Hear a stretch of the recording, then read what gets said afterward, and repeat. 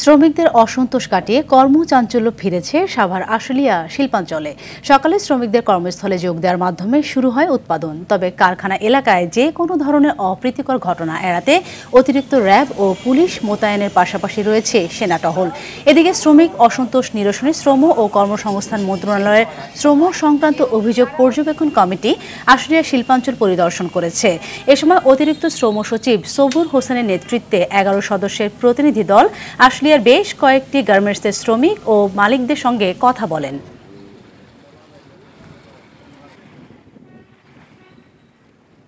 কাজ চলতেছে, ভালোভাবে চলতেছে। এর আগে আন্দোলন হয়েছিল, বেতনের জন্য বেতন দিছে। আন্দোলনে আসলে মালিকেরও ক্ষতি, আমাদের ক্ষতি। কর্ম পরিবেশ নষ্ট হয়ে যায়, এটা আমাদের সবারই ক্ষতি। কত কর্ম করে এখানে কর্মস্থল একটা বন্ধ হলে সবার জন্য ক্ষতি।